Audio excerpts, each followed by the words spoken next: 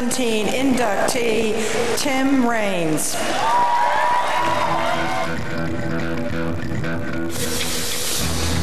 I would describe leads the crowd at every opportunity. Raines is around third. Here comes the throw. They get to the plate. He can't make the tackle.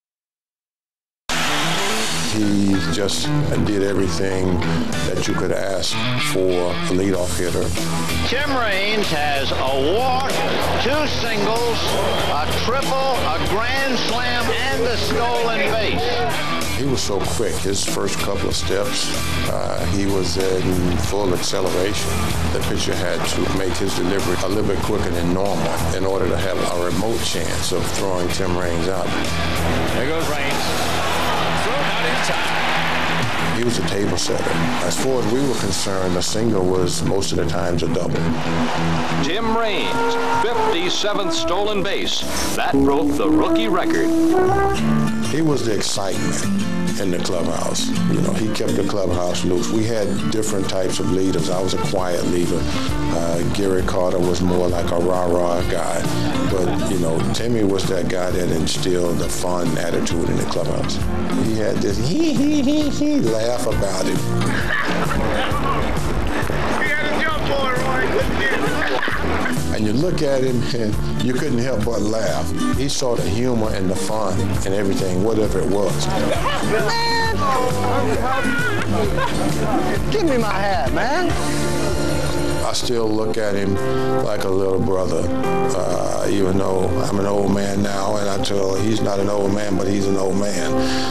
He's always been not only my favorite teammate, but just a friend that I can say that's been there for me.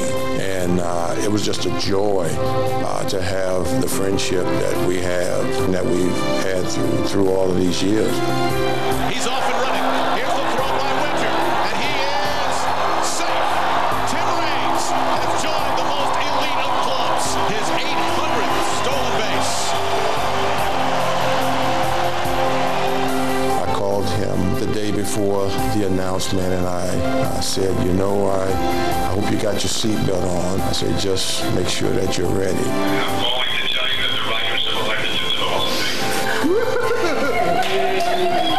Congratulations, Rocco. Thank you so much.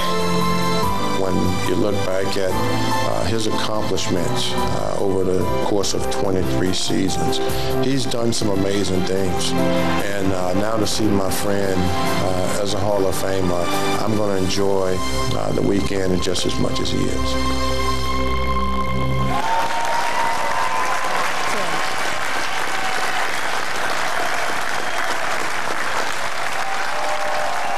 As chairman of the National Baseball Hall of Fame, it is my honor, Tim, to welcome you into the Hall of Fame family and to ask Commissioner Manfred to read the inscription on your plaque.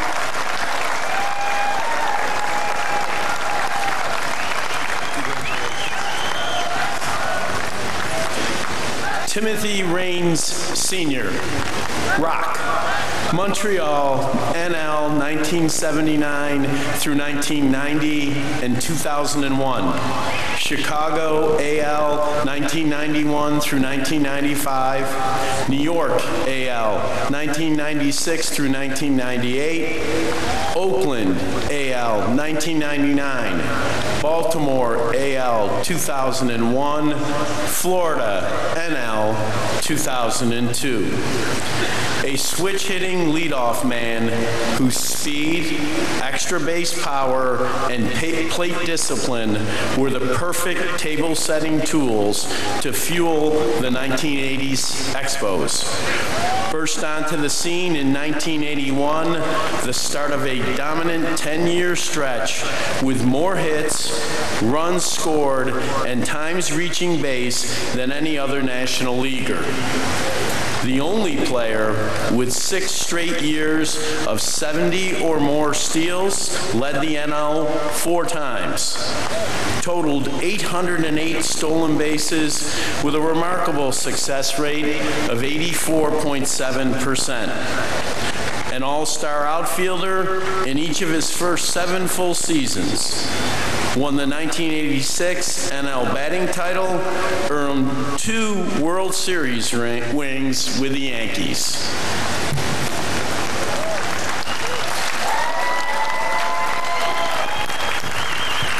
You know, guys, this really does close the final chapter on baseball in Montreal. No, you make a great point. I mean, you got Dawson, Carter, Raines, with Pedro going in as a Red Sox. Right. That's really it. Yeah. You know, Tim Wallach would be the other guy. Maybe baseball will be back one day. You know what? I hope it does. I hope it does too. Commissioner Manfred has talked about expansion, possibly. Would love to expand the sport beyond. It's such a great city too. Montreal is such a great city. And it unfortunately was branded by Olympic Stadium. Yes. A bad structure in a beautiful city. Right. And the fans there that are obviously still here, extremely passionate about their Expos. And of course, Tim Raines, as we go back to the podium. Ladies and gentlemen, Tim Raines.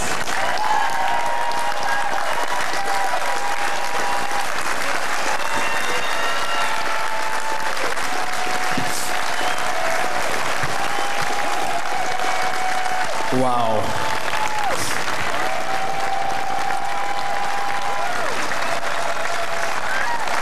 Thank you so much. Thank you, Jane, Jeff, John, and Whitney for being such great hosts for me and my family. It's been a great 6 months. You know, when we first got that call, we've been waiting for a long time for this call, and that day has come.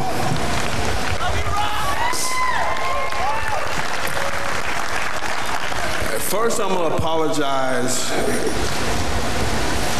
to the French Canadians. I've been trying for over 25 years to speak your language. I still haven't gotten there yet. Bonjour, Monsieur Demis. What? I screwed that up again, baby. We worked on that all night. Dang.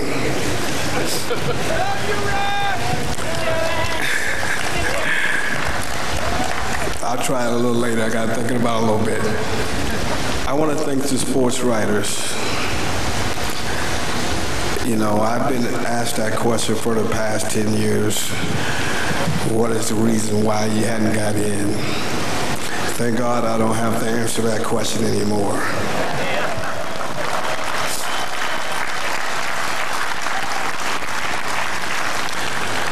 First, I want to thank the people that are the reasons that I'm here today. My parents, Ned and Florence.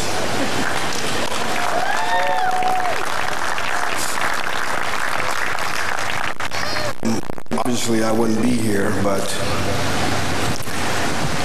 to my dad, you know, he was a great player in his own right. He didn't get the opportunity to play professional baseball. I got an opportunity to see him play, and I was a proud little 3 or 4 year old kid watching my dad roam in center field in some of the back playgrounds in Sanford, Florida.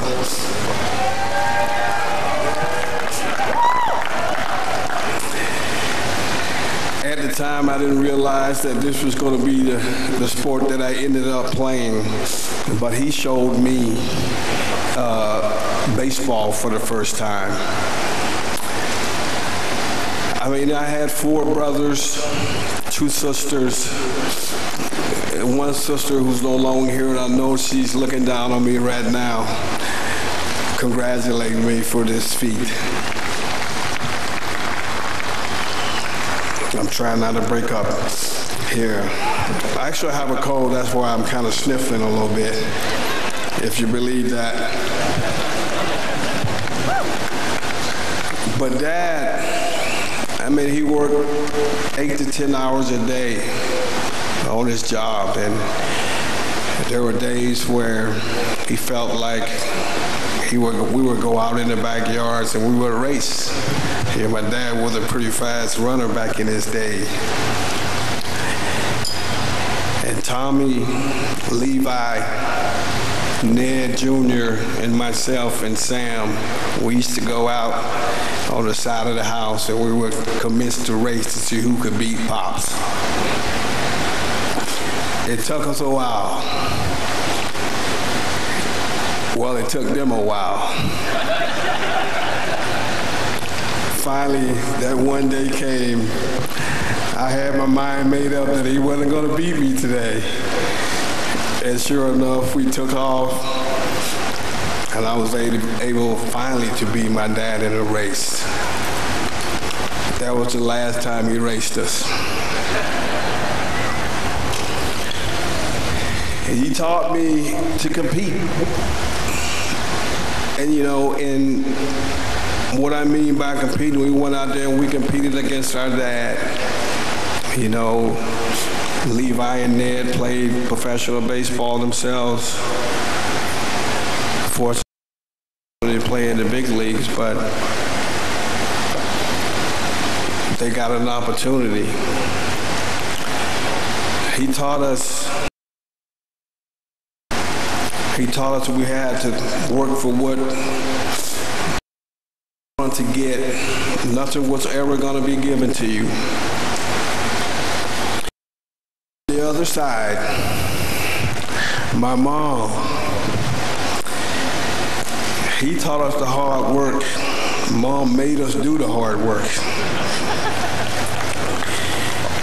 I'll never forget, you know, my mom was, I think everybody in Sanford, Florida knows who Sue Raines is, even before I became a major league player. You know, she used to come to each and every ball game I ever played. It'd be football, it'd be basketball, it'd be baseball, it'd be running track. Sue Raines was always there, and I knew it. You know, and she pushed me, not in a way by saying do this or do that, but she always made me smile. And that smile made me go out and do the things that I was able to do. Thank you, Sue and Ned. Thank you so much.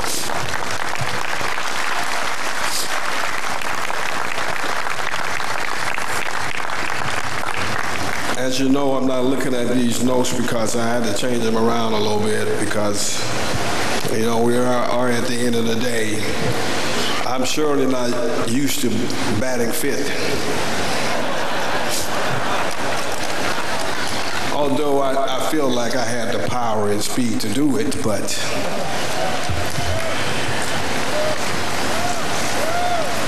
I also want to talk about my kids, my two boys, Little Rock. You know, the year Little Rock was born,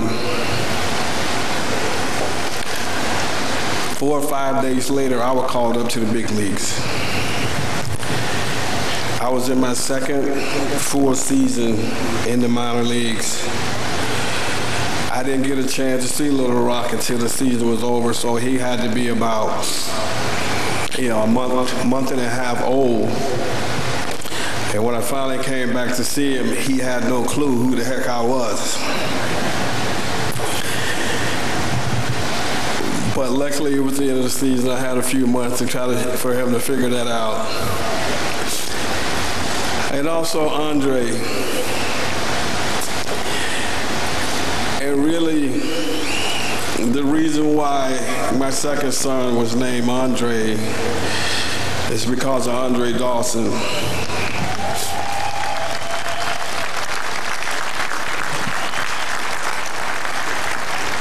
He actually forced me to name him Andre. No. Just kidding. You know, those two guys was the reason why I actually went out each and every day and played my heart out. You know, because they were my family. You know, they kept me going day in and day out. And I wanted them to see what it was like to play the game the way I played the game. And I wanted them to be proud of their dad. And also I want to thank my lovely wife, Shannon. She has been through this with me the past 13 years. You know, she has been the one that made me keep my faith that this was going to happen. And baby, it happened. Thank you so much for being there for me. I love you so much for that. And also, my two little angels, Amelie and Ava. You know, each and every year I looked at the votes, and when I knew I wasn't going to get in, I knew that all I had to do was look at my two little girls. They were going to take me in the back, and play all day long and make me forget about what had happened. Thank you, two little girls. I love you so much.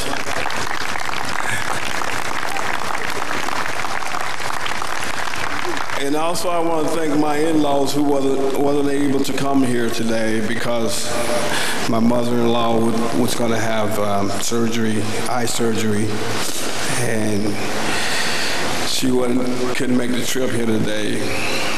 Peter and Debbie, even though you're not here, you're here in my heart. Thank you.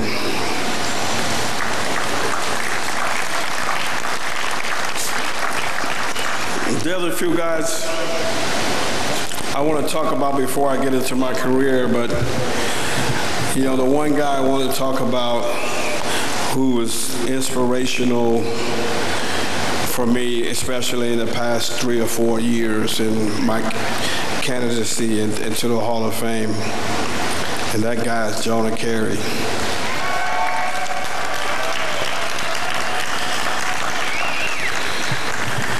This was a kid that grew up watching Tim Raines play.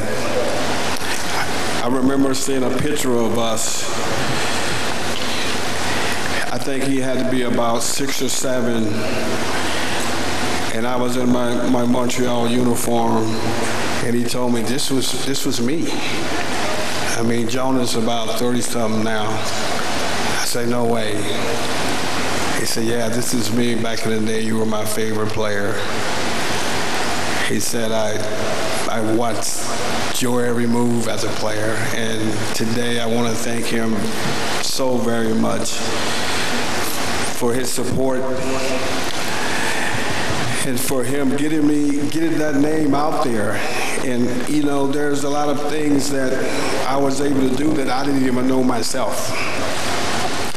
This guy told me about stats that I'm like, did I do that? You know, and not only that, you know, we become really great friends. You know, and again, I want to thank you, Dana. Also, I want to talk about a couple of guys. When I first got started, there was 2 guys that came into my life and into my career, early in my career. Tom Rich and Adam Katz. The 2 guys that were my age during over the course of my 20-something year career. Thank you guys for believing in me, and thank you for, you know, always being there for me. Obviously, during the time that we played the game, you know, it's obviously not the same as it is today. But thank you for fighting for me for each and every penny that I got. Because it was very tough in those days trying to get some money for being a Major League Baseball player. But I think in our day,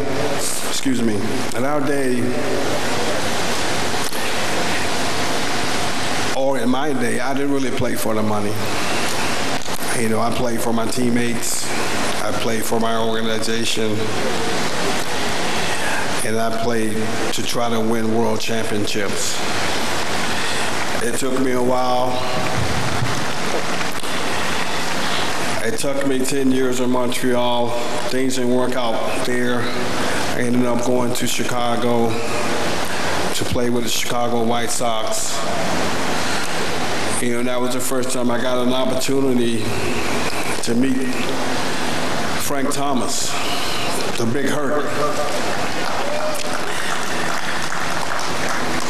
He was young. He was a great hitter. He wasn't the greatest first baseman. He worked hard at it, though. I remember playing left field and Frank was playing first base. Every time we picked off to first base, I started running in towards second base. Because I knew if the guy took off, Frank had to make a throw to second base, it would come out to me in left field. Thank you, Frank, for helping me be aware of everything that was going on in the games.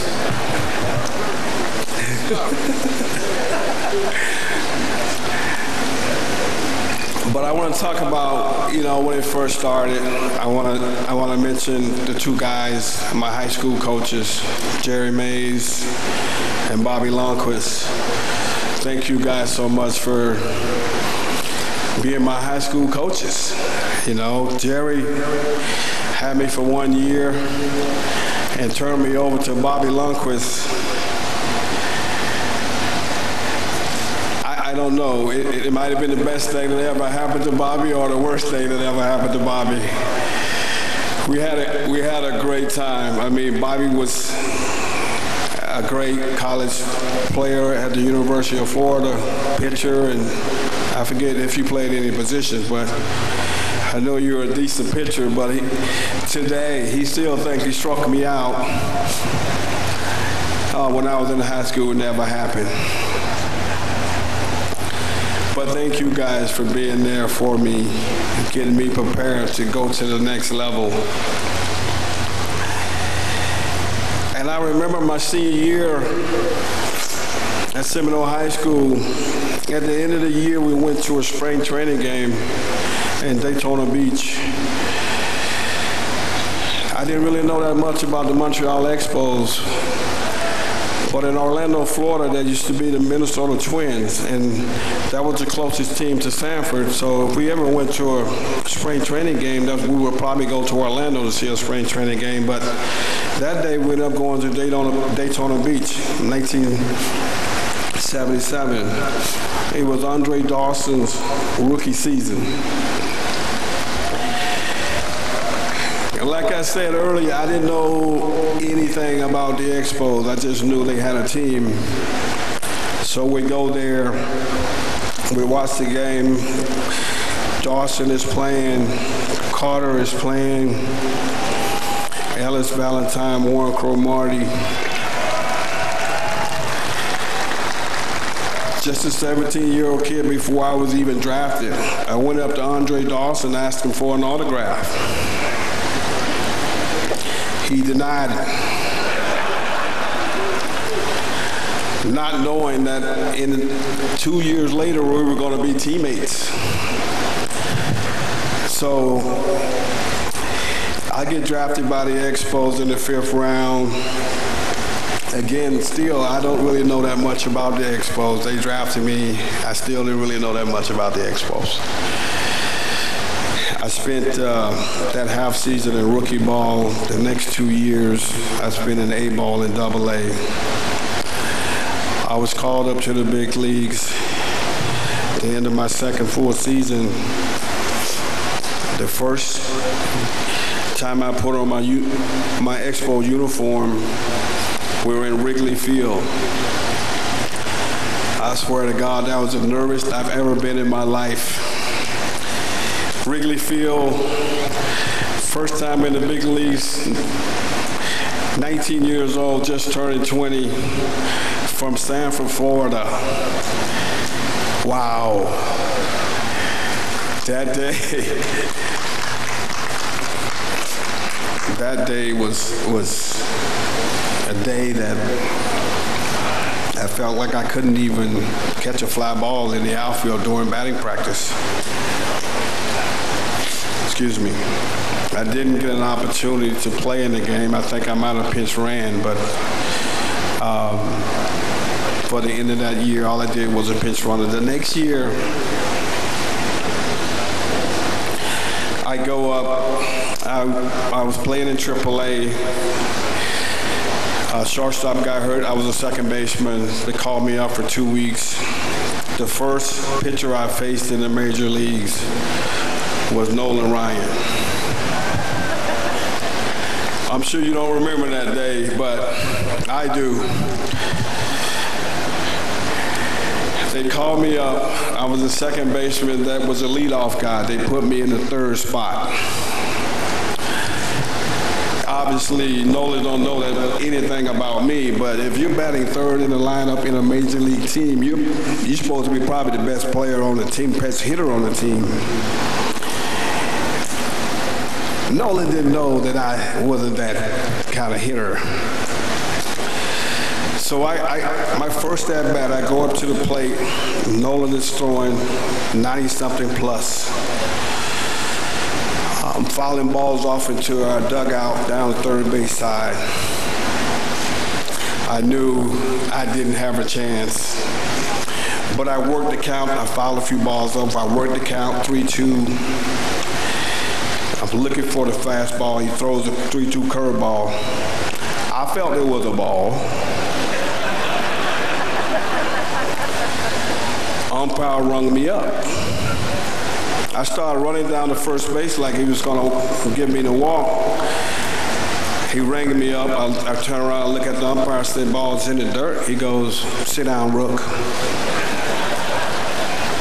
That's Nolan Ryan out there. I learned my lesson that day.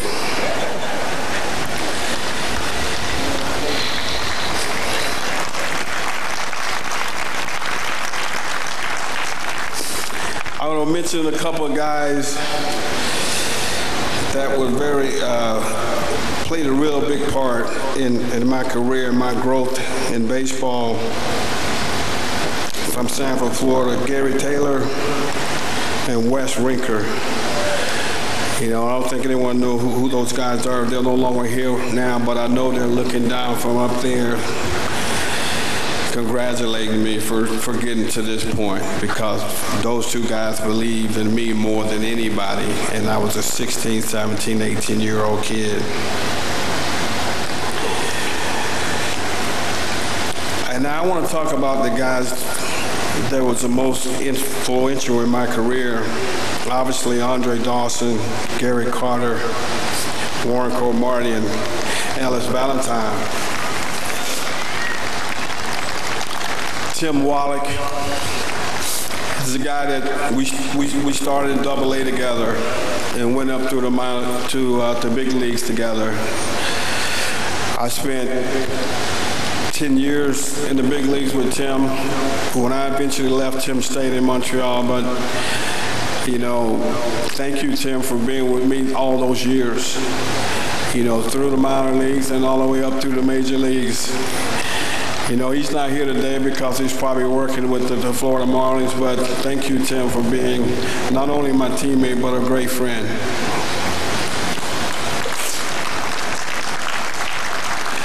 Gary Carter.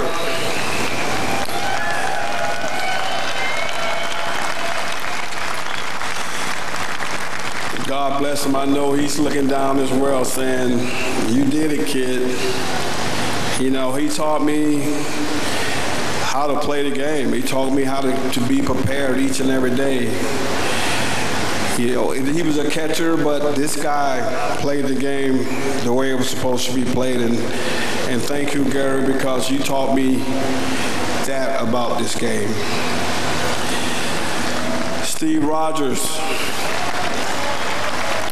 Even though he was a pitcher, you know, most everyday players don't hang out with pitchers, but this guy, when I first came up to Montreal, he was one of the best pitchers in the league, and you know, we ended up playing a lot of years together, but he's another guy that taught me not so much about pitching, but getting prepared to play each and every ball game. You know I played around a lot, just like Andre said. I played around a lot. I mean, I like to have fun. You know, for me, baseball was just like a playground for me. Unfortunately, I was doing it at the major league level. And I had my fun, and I kidded around. And sometimes I kidded around with some people like Andre, who would like knock me out from time to time. Literally. But all in fun. I mean, Andre really didn't know how strong he was. Sometimes he would hit me and he would knock me out, but I would kind of play like it didn't really hurt, but it did. And I think he knew it too. But all joking aside, you know, without Andre Dawson, seriously, I think there's no telling what would have happened in my career. There was a point in my career that I felt like I needed someone to guide me in the right direction. And that guy was Andre Dawson. You know, when I first met Andre, he's not the type of guy that you can just walk up to and just start a conversation. He has that look about him that, you know, you better come correct if you come to say something to Andre. And I was that kind of guy that wouldn't mind going up to him, but it's just, he had that frown about him that I was a little afraid. But finally, there was the one time I said, forget this, you know, this guy is probably one of the best players that ever played the game, and he's my teammate. I want to kind of be like you. And he finally accepted, and I followed. Thank you so much, Andre Dawson, for making me the player that I became.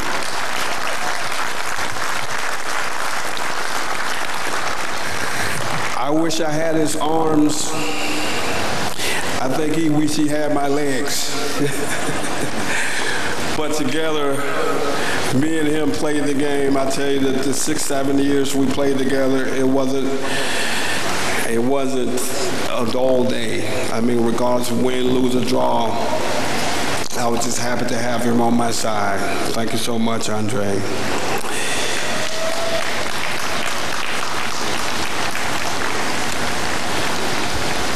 I want to talk about New York. You know, after my days in Chicago, I went to New York, still searching for a world championship. 17 years at the major league level, still searching for a world championship. I got the opportunity to go play for Joe Torre. I wasn't quite sure if I was ready for the big lights in New York, but I took a chance, and thank God I did. My first year, 1996, you're obviously playing with some great players. Wade Boggs was on that team. He's here in the Hall of Fame. There were some other guys that will be here shortly. But just the opportunity, not only just to play in New York, just to play with the guys that I was able to play with. I really don't have enough time to go through them all, but they know who they are.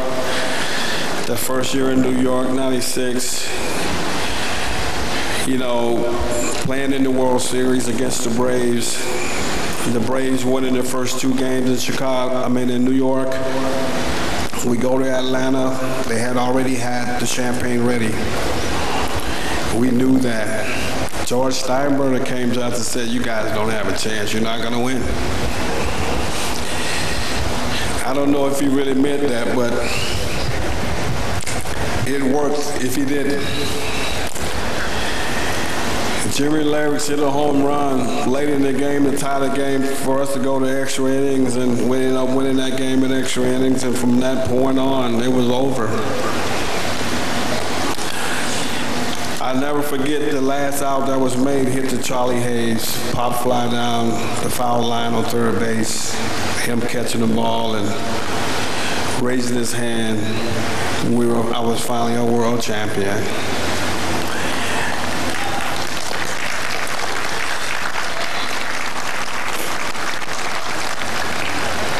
Never forget that day either. And we ended up, having a chance the next 2 years I played in New York. We ended up winning it in '98. Another great feeling. The best feeling I think in the world for us ball players is winning world championship. Until today, getting the opportunity to be a part of this team.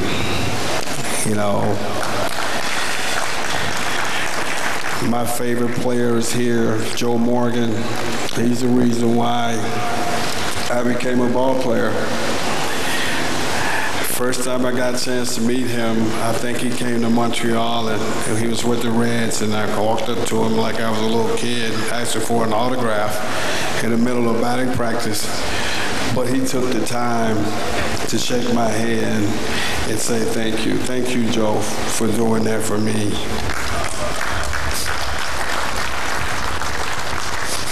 That's one other guy I'm going to talk about, and then I'm going to end this up, because I know you guys had a long day.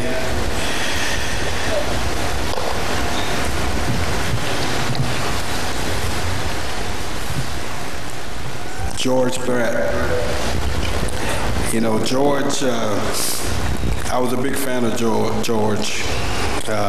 His hitting style made me realize that guy is a great player, one, but I want to hit like him. I wasn't sure if it was going to work because it was certainly different from everything else, but I dove right in. I was all in. I bought the book, The Art of Hitting 300. The guy that was illustrating in that book was George Brett. I didn't get an opportunity to meet him for a long time after that, but, from that point on, my offensive abilities turned around. I was no longer that guy that got up to the plate and was waiting for a walk. I was that guy that got up to the plate, and regardless of how big or small or short I was, I could take it out of the ballpark too. I could go deep on both sides. I didn't have as much power as Ricky, though. Ricky had a little bit more power than me, but I admired him a lot. Our career kind of paralleled each other, but I never really tried to compete with Ricky, but I really loved the way he played the game. I watched him all the time when I had the opportunity. I wasn't really concerned about what he was doing. I just enjoyed the way he played the game. He ran. He hit for power. Everybody tried to compare us because he was in the American League and I was in the National League. I thought that was very unfair because he was a hell of a lot better than I was at that time. But the comparison, I had to answer the questions all the time, and I tried to stay away from her. But Ricky Henderson, to me, is the greatest leadoff guy that ever played the game. And I don't know if I'm a close second, but it's hard to find anyone that between us, the way we played the game. I want to thank these guys, Jeff, Pudge, Bud, and John.